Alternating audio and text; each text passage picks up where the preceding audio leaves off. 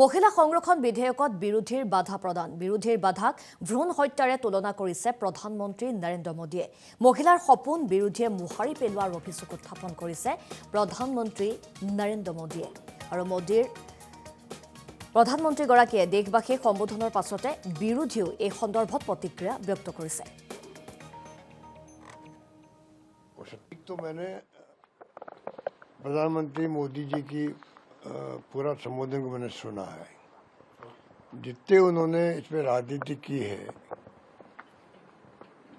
आचार संहिता का उल्लंघन किया है और जैसा उन्होंने प्रारंभ में कहा था जब वो सत्ता में आए थे, कांग्रेस मुक्त भारत, बाद में कहने लगे विपक्ष मुक्त भारत। तो जो व्यक्ति के विचार इतने खतरनाक हो कि एक पार्टी शासन हो यहाँ पर चाइना और रशिया की तरह, चुनाव नाम मात्र का हो, वहाँ विपक्ष तो कोई है ही नहीं, नाम मात्र का है। वही मंत्र आज झलकी जिस प्रकार से अटैक किए गए कांग्रेस पर, डीएमके पर, टीएमसी पर, सपा पर और अन्य पार्टियों पर, उसके मायने क्या है? चुनाव चल रहे हैं वेस्ट बंगाल में और तमिलनाडु में और आप डीएमके का नाम लेके, टीएमसी का नाम लेके आप वहाँ के मतदाताओं को भड़का रहे हो, महिलाओं को भड़का रहे हो। एक प्रधानमंत्री अगर स्वयं ही उल्लंघन करेंगे आचार संहिता का, तो आप सोच सकते हो कि क्या होगा डेमोक्रेसी का। और इलेक्शन कमीशन तो बीजेपी का एक प्रकार से डिपार्टमेंट बन गया है, वो तो कोई बात कहेगा ही नहीं, ना कमेंट करेगा। पर ये जो आर्ग्यूमेंट दे रहे थे वो महिला आरक्षण को लेकर के, उनमें कोई दम नहीं है। We saw a Prime Minister who was visibly upset, very distressed. Of course, there is a reason for his distress and this upset.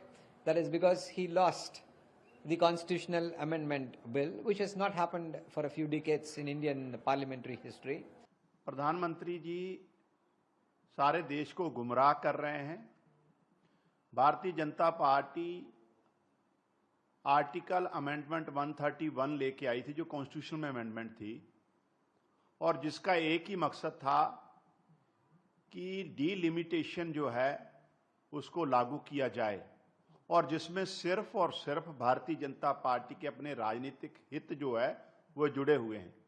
मेरा सवाल है, वुमेन रिजर्वेशन बिल ऑलरेडी 2023 में पास हो चुका है, उसको अब तक भाजपा ने लागू क्यों नहीं किया? भाजपा जवाब दे।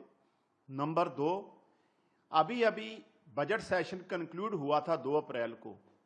ये जो इतनी एक्सरसाइज की गई है 3 दिन की, ये इतना एक्सपेंडिचर हुआ है, ये देश के लोगों के टैक्स का पैसा सिर्फ और सिर्फ भाजपा ने राजनीति करने के लिए खर्च किया है, उसकी जवाबदेही किसकी है? और इनको पहले ही पता था कि कॉन्स्टिट्यूशनल अमेंडमेंट में 2/3 बहुमत की जरूरत होगी, जो भाजपा के पास नहीं है। ये पूरी एक्सरसाइज सिर्फ और सिर्फ राजनीतिक प्रोपेगेंडा के तहत अपोजिशन को बदनाम करने के लिए की गई है। वुमेन रिजर्वेशन ये लोग लागू नहीं करना चाहते। Actually, just I am telling this.